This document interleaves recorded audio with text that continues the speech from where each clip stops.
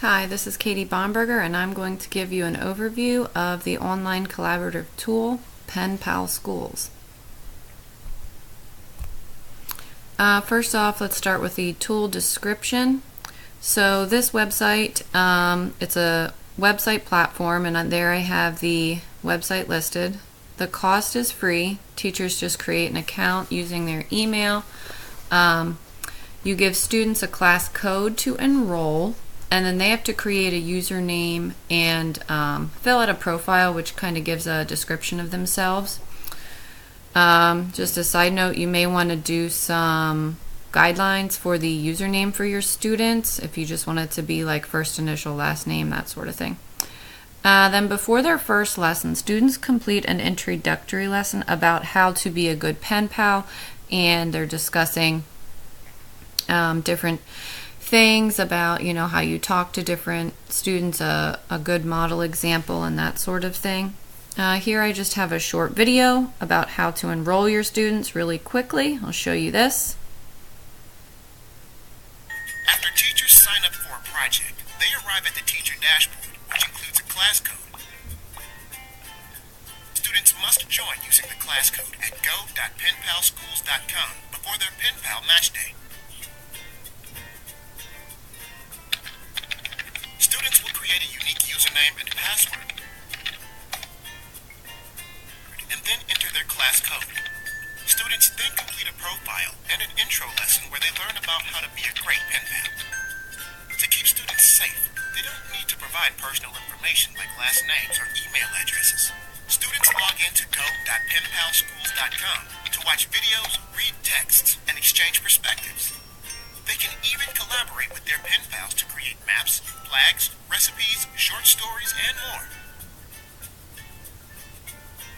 Lessons take as little as 30 minutes and can be completed at any time from any internet-connected device. With the teacher dashboard, educators can review every message that students send and receive, and even provide feedback. Built-in assessments help students to improve a variety of skills, from reading and writing to digital literacy and social-emotional abilities. Whether learning a language, exploring the world, or building empathy, PenPal Schools makes learning fun. So join our global community today and help your students discover how learning is better together. Okay, so that was just a brief introduction to PenPal Schools and how easy it is for them to log in.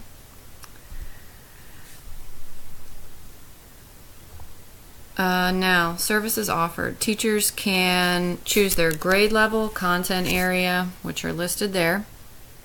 There's a teacher dashboard that I will show you where you can view student progress, and you can go in and see how well they're doing in certain areas. If your administrators sign up, they can also do class views of your students. They can do just individual student views and cross-district comparison. Teachers, you can choose the start and end date of your topic, and then you just do one lesson a week.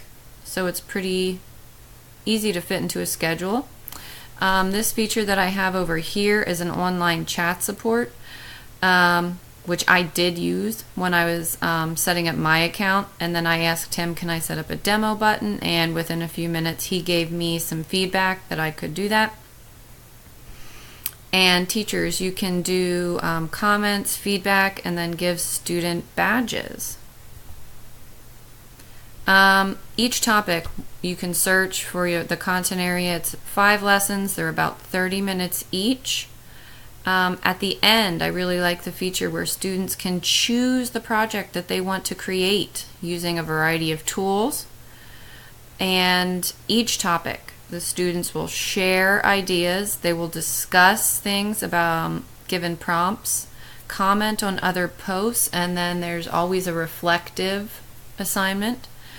Prompts also provide a model of what a good answer should look like, which you should do too as well as a teacher of modeling answers. We can quickly go to the website here.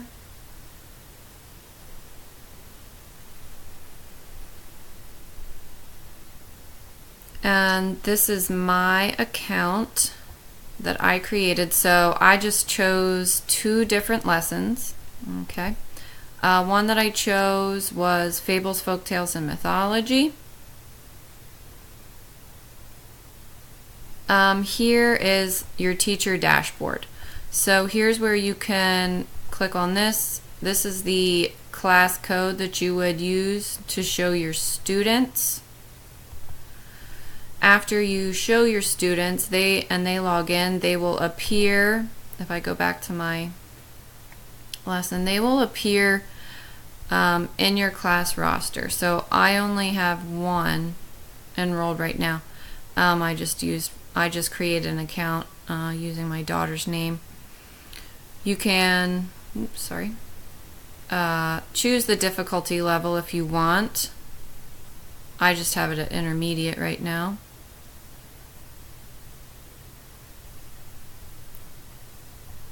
Here are some of the different badges that you can give based on their work.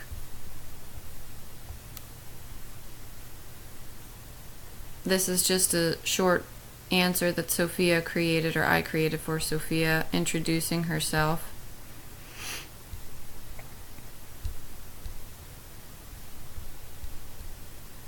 And if you go back down over to grade student work, you can see that she only completed the first lesson. The others are not complete yet. So if we go to the one that she has completed, you can view the question, okay? And then you can see the answer here. Now, you can also give specific feedback here. You just go in and type whatever you choose, and then that would send it immediately to Sophia.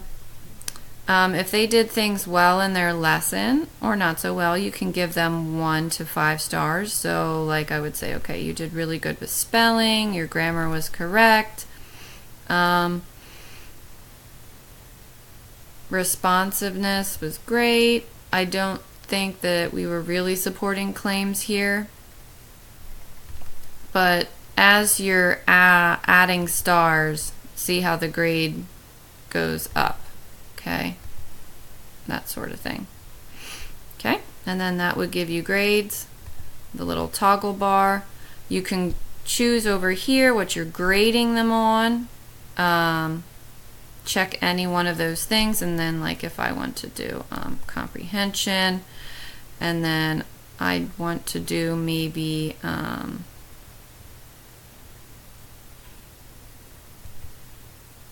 not supporting claims, go down there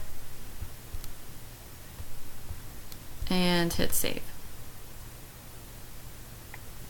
Okay, so that's that. We can go back.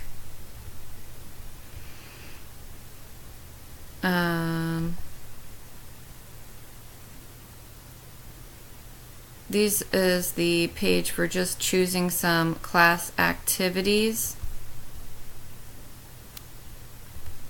The other thing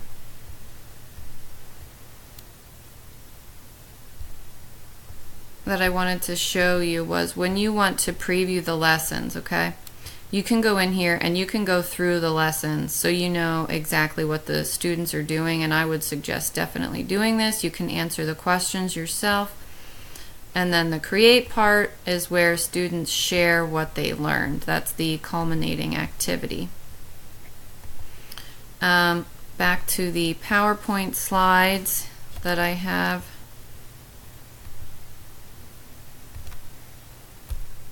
The collaborative features the students can do, they're going to be brainstorming ideas, which would be think, pair, share. They're going to be participating in classroom to classroom sharing. So I think that the website said there's about 140 different countries that participate in this.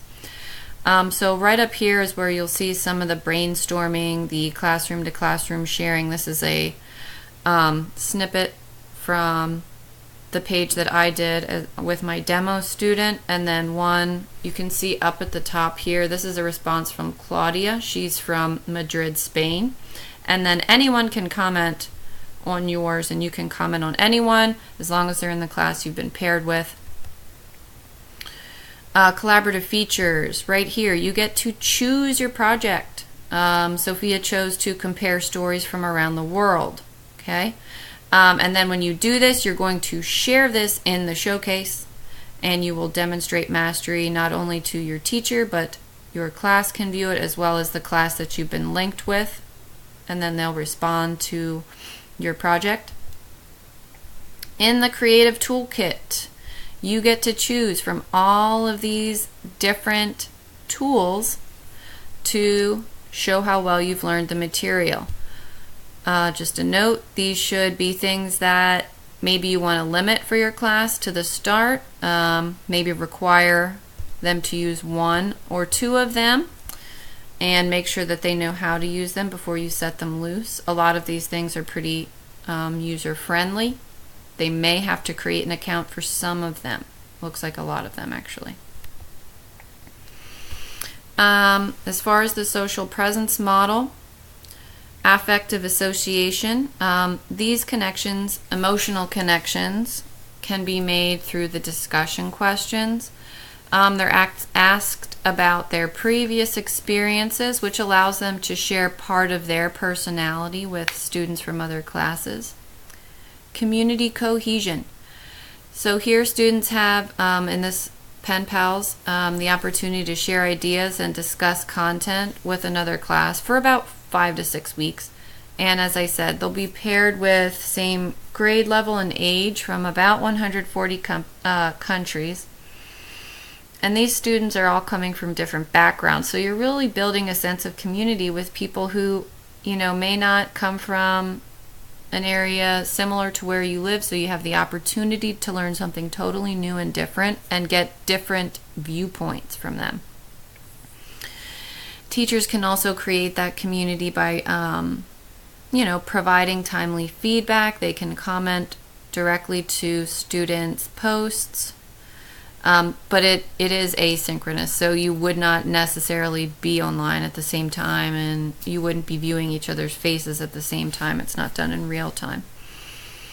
And I think that, especially with this Pen Pals website, it relates to that comment about a sense of community, helps reduce stress and the sense of loneliness. I think here you're really making connections with people and building relationships, even though you may be a world apart.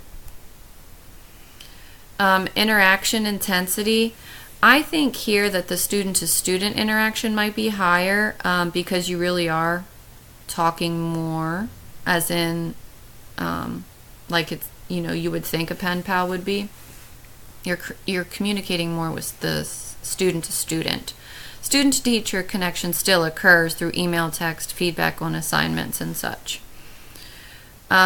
Knowledge and experience. The teacher definitely needs to be familiar with this, especially with using the dashboard. They can group students according to their progress. The teachers can go in and see where they need help in different areas, provide individualized instruction and feedback, and teachers also can go in and set the levels, as I kind of showed you briefly earlier, in the intermediate, advanced, beginner.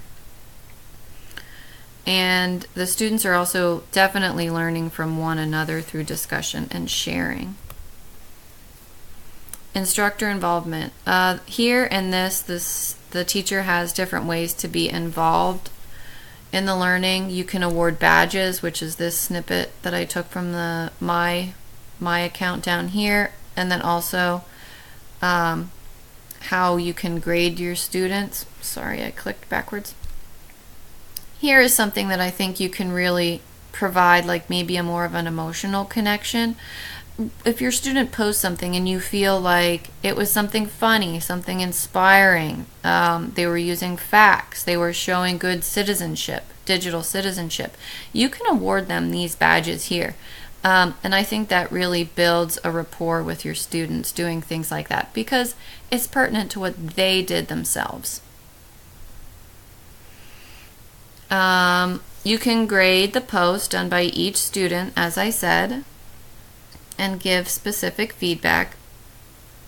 Again, I'll say that this is usually an asynchronous communication. You may be online at the same time, but that doesn't mean you're not necessarily interacting with each other, because you're